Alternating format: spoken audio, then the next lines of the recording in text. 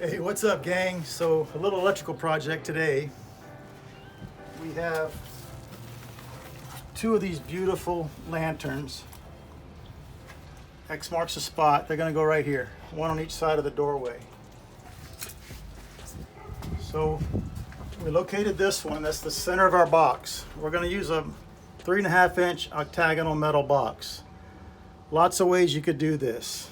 I didn't want to use a pancake box, which is, I should have one for you, but it's a flat box. And I was concerned these wires rubbing on the box. So we're gonna just cut in two of these. And again, we just screwed my framing square to the door. This door gets replaced, so no big deal. So now we know that our height is exactly the same as the other side. And we want to be at, sorry Jordan, 19.5 inches right there.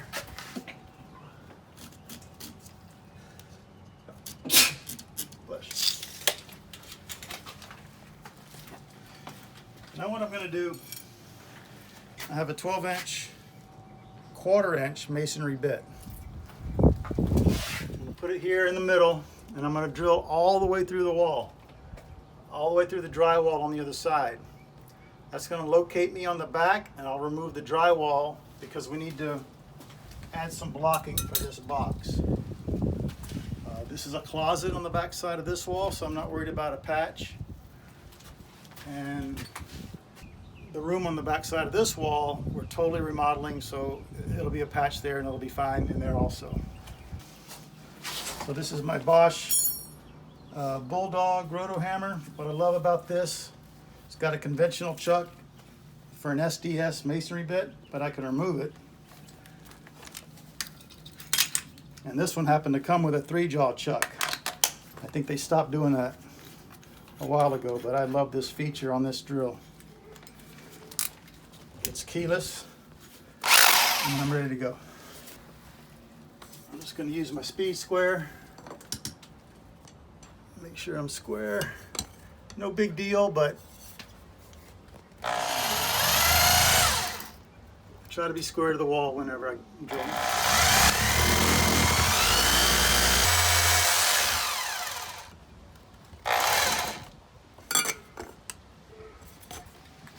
So this stucco was added. I'm not sure what's behind it. I'm not sure if they left the original siding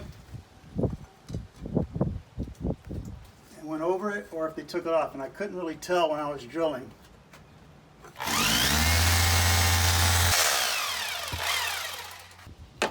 So I use my torpedo level at a horizontal, vertical lines.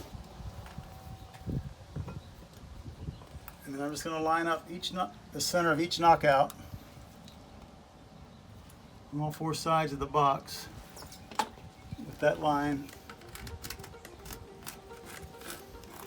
We'll trace the box. And we're going to put a diamond blade on our grinder, and using that and a drill bit, we're going to cut around here.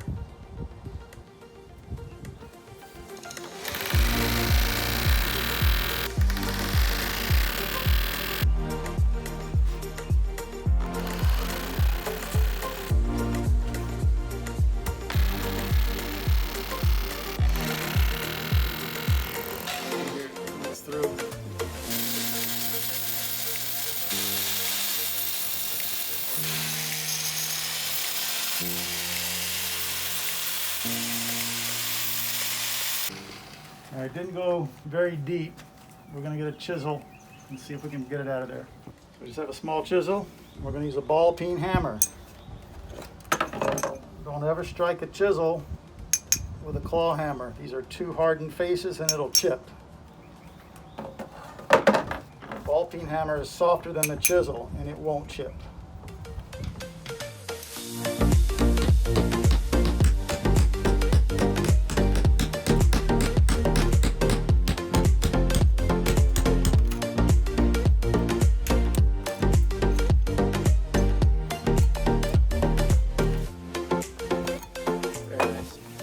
My good tear. I'm not going to cut that steel wire with these. I have an old tear in my tool bag. I'll be right back.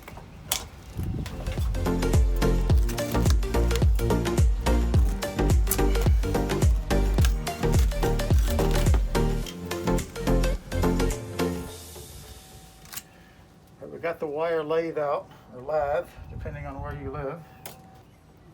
This sheathing is very soft, so we're just going to use a drywall saw to cut through it.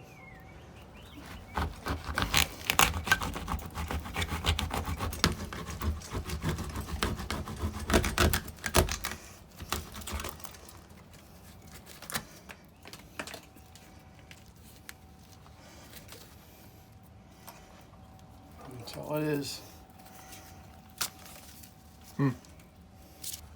Okay, pretty good. I'm pretty happy with that. Yeah, that looks great. We'll seal this, go around to the back side, put a block across the back so it's nice and strong, and we'll run our wire, and we'll be ready for the light. Dad did the first one, and while I was taking care of the second one, Dad was in here. What you got over here, Dad? Well, remember that we drilled through, the very first step was to drill through the wall with that 12-inch bit, and so that located us on the inside. So I cut that out, removed the insulation, and now we're going to add a 2x4 block across here. A little bit on the extreme side, I would say, but those are heavy fixtures. We want them to be solid. We don't want them to come down. If you don't have the option of getting to the back side of the wall to put blocking in, about your only option would be a pancake box. But you cannot you cannot feed into a pancake box and then feed out to the other light. There's only room in there enough for that one cable. So you have to go into the attic from the switch to a junction box and then feed each pancake box individually from there. All right, so we're happy with the way this came out. So now we're going to measure for our blocks and go cut those. Hey gang, it's the next day, and we're going to pick right up where we left off yesterday and work on this electrical on the front porch. First thing we're going to do today is demo this old fixture. I don't know that it's original. You can see here where they cut. Oh, well, yeah, the whole thing's loose, so yeah, so good for us. That'll be easy to remove. Who knows what they had here? Maybe a box with a surface mounted fixture or a short hanging fixture. That's all I'll do there. Well, let's see. No. Look at that. Didn't even make it up in the box. Oh man. There's the box. Who knows where the cover is, but that's a big no-no. So while I'm here, power is off. I've already checked. And now it's safe.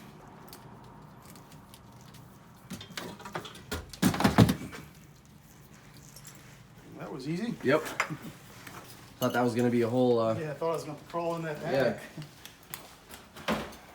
All right, we're on the back side of one of the holes we cut in the porch. And I'm gonna drill through the double top plates from down here. I fished a lot of wires in my day, and I have a set of these drill bits. This one happens to be 6 feet long. And then you can get on the end here, Jordan. See that hole? So when I drill through the top plates into the attic, if Jordan's in the attic, he can hook the wire on there. And when I pull the drill bit back, we're fishing the wire as we pull the drill bit back. We won't have to do that here because we're just gonna be able to push it. This is a specialized tool. If you don't have that, you have to resort to an auger bit or a spade bit. Part of the reason I'm using the corded drill in that bit is because I'm going through 3 plates. I'm going through 1, 2, 3. Almost every wall in a residential home will have a double top plate, these 2 2x4s, just like right here. If the wall is perpendicular to the ceiling joists, there's no need for that blocking. That's what this is. That's blocking for the drywall. On this wall, they can just screw the ceiling or the lid into your rafters or your ceiling joists. Right here, you don't have one, so the framers put this blocking. And on that wall where we're drilling, we've got that blocking, so we're going through 4.5 inches of 2x4.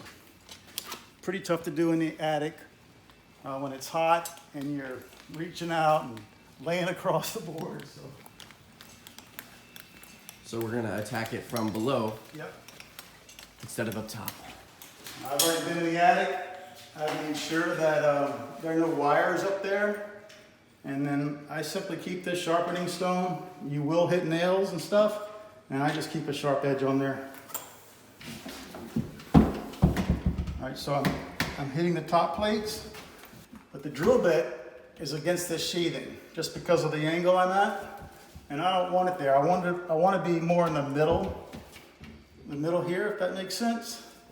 So I'm just going to reach up there, and this is flexible, and I'm going to move that spur point on the end of the bit. I'm going to move it towards me. Just estimate about halfway, and I'm going to jam it in there. Keep pressure up. So we're going to move, and watch how easy this is.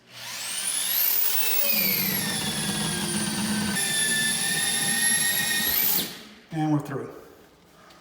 So I'm going to put it in reverse and take it out.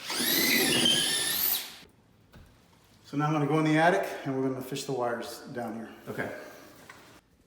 All right, so Dad's up in the attic. He's feeding the wire down. I've got it right here, and I'm going to give him about an extra foot right there. So that should be enough for him to work with and make a nice, neat connection to the box for the outdoor porch light.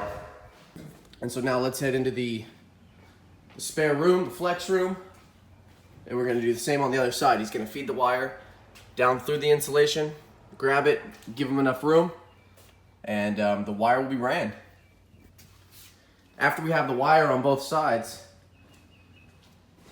we're gonna go up into the attic and connect it right there. All right, there's the wire. That's what we're looking for. We need about a foot. There we go. All right. Great. Yep. All right, we're about to make up our connection in the attic for our new porch lights. So this is coming from that one. And here's your other one. We're going to use this strong back to route them on and attach the box to. This is the switch leg that served the old light over there. So I just removed the staples and pulled it over here where I have a lot more access. Do not want to be working down there if I can avoid it. At least here we can kneel and work from a better position. So I'm going to mount the box right here with some good screws. No drywall screws allowed here. I've got the box overhanging a little bit. That just makes room for the ground screw right there.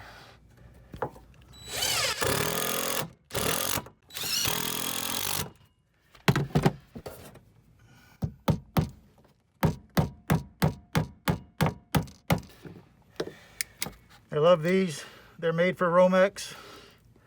Number 14, number 12, these strip the sheathing. Number 14, number 12, they strip the wire. Prefer these when I'm doing rough because it's easier for me to see. Just have 2 holes instead of 6. I'm just gonna nick the sheathing, pull it off. Leave myself a bunch of wire. The other side.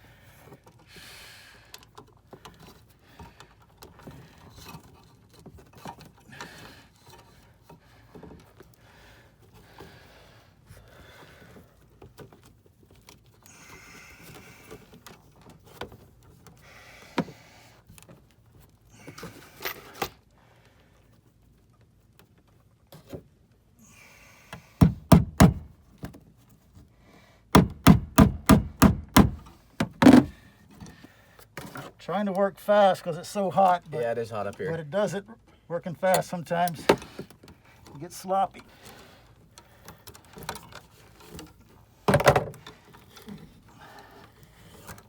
We'll make up our ground first. That little hole is just for this. And the drill here. So I use 5/16 drive screws, and the ground screw is also 5/16 drive.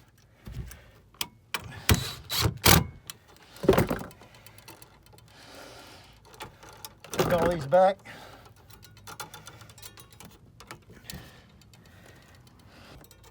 I like to pre-bend everything first, as long as we can.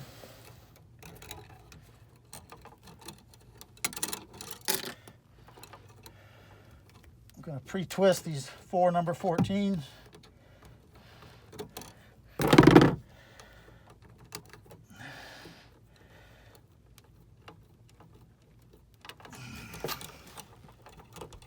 So there's our grounds. We're bonded to the box. Do our neutrals next. Just making sure I don't worry about the ends of the wire. I worry about the ends of the insulation. That's what I want to be even right there. That way we don't have any shiners. Pre-twist. Cut those off flush.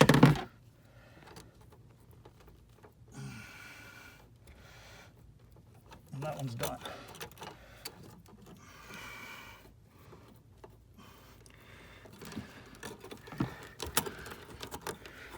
And there we go. Nice. So we'll put the box cover on it, and then what I typically do, I write the circuit number on the box cover for the next guy. That's nice. Yep. Now we're ready to go downstairs and put in the blocking and the octagonal boxes that we cut in for yesterday. Let's go get a drink. All right, we're back downstairs. Just use my wire strippers as a gauge.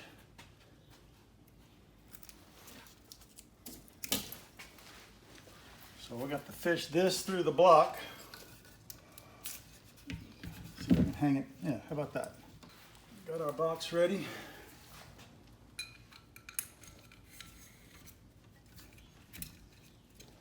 Remember yesterday, you were probably wondering, well, how are you going to get the wire in the box if you have to screw it to the block? Well, that's how. I'm going to do it just like that. So I think I'm ready, Jordan. We're going to attach this.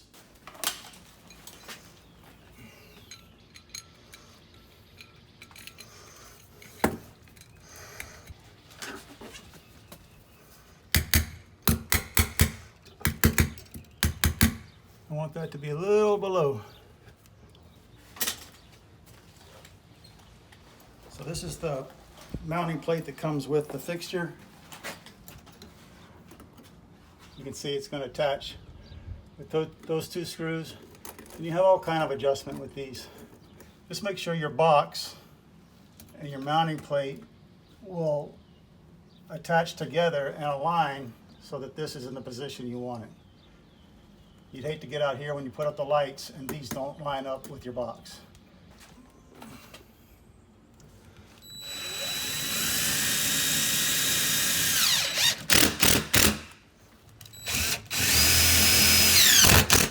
We'll seal this and that'll be perfect. Yeah.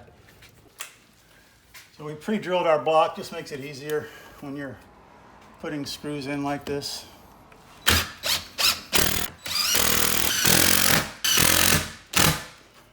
All right, that fixture is going nowhere. Nowhere. Yep. All right, we're going to make up this box now. To me, this is the most important connection, is the ground. It'll save your life, literally. So every metal box has a threaded screw, a threaded hole for a green grounding screw. We have blocking behind there, so I'm just going to take a drill bit that's smaller than that threaded hole, just to give me some clearance. Because I've had problems with these trying to push their way into the wood, so I just drilled a clearance hole. So we'll loop our wire. Always loop clockwise. Not like that. Why not? Like that.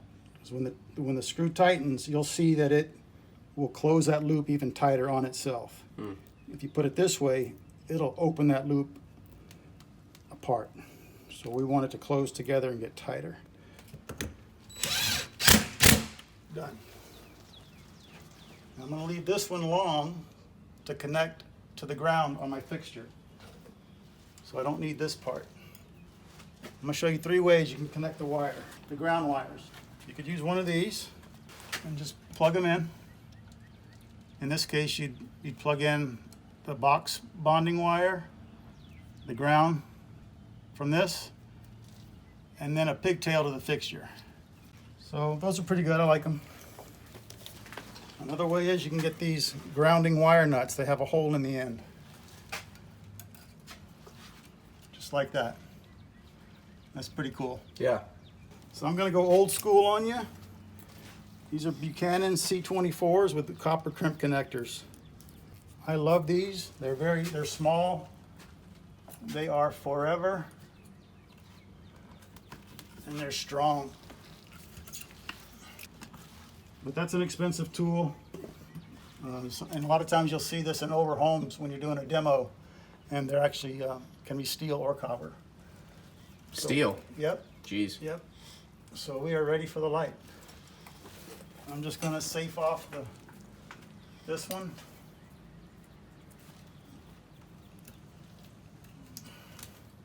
And we'll put them on a dimmer, just like we put a dimmer on everything that we can. Just makes such a difference to lighting when you can control how bright it is. Absolutely. Hey gang, we're back on the front porch. We're gonna put this light up and show you guys what it looks like. So when you saw me rough this in, you may have noticed I didn't put a wire nut on the neutral of the ground. So that's not best practice. I'm gonna show you why. We were in a hurry that day and trying to get the light up, but we were never able to. So that's one good reason. You never know when you're gonna make it back. So a lot of people say, why cap the ground when all this wire is bare? And this is why. Say you didn't do that, and now you push everything back, and oops, that goes inside there, and now you've got a direct short. That's why you put a cap here, just like that. I just wanted to clarify that for you guys. This is the mounting plate that came with the light. This is the acorn nut, cap nut, whatever you want to call it, that will hold the fixture on here. So what I like to do is run these screws in through the back of the plate, leave them long, attach the fixture. The acorn nut will bottom out, and then it will drive that screw back and pull the fixture against the building. In order to do that, you've got to have room in the box for these 2 screw heads. We're just clearing the side of the box now, so I'm okay. If we were hitting the side of the box, you could cut these screw heads off. With what? So on most wire strippers, you have a screw cutter on them. These are so worn you can't even tell the size, but that's an 832 screw. Like I said, most wire cutters have a place, so you'd run the screw in. It's important to run it through the right direction. Follow the instructions on your wire strippers. I can tell this is the threaded side. You'd run it through the threaded side, the unthreaded side, shears off the bolt, and then when you unscrew it, the threads in here clean up the sheared off threads on the screw. Neat. All right, let's put this up. So here's our mounting plate. I just put a torpedo level on the screws. My eyes aren't what they used to be, so I just want to make sure it's level. You have some adjustability here, but let's get it level whenever we can. Snug it up, nice and strong in that metal box. The metal box attached to the bracket behind there. Right, and Yeah. then so we're going to attach the fixture. This video is already getting a little long. We're not going to show you the wiring. It's pretty straightforward. We're going to go over that in a lot more detail on some fixtures in the house. So let's get that fixture up and see how it looks. Well, here's our fixture, gang. It looks very good. We're very happy with it. Looks like it was always there, and that's the key. No damage to the stucco. It's nice and plumb. Power's off right now, so we'll put a lamp in it later. But that's the process of how to put a fixture on a stucco wall, or really any wall. Granted, we did have to get behind the wall. You may not have the chance, but we did it here. Hope you learned a few tips and tricks. If you have some comments about how you do it, where you live, let us know. And that's it. We're excited about this light. It's going to add a great deal to the front of the house, especially when we get our new front door. If you guys like the video, share it with someone you know, click the like button, and be sure to subscribe. Appreciate it. We'll see you in the next one. See you on the next one.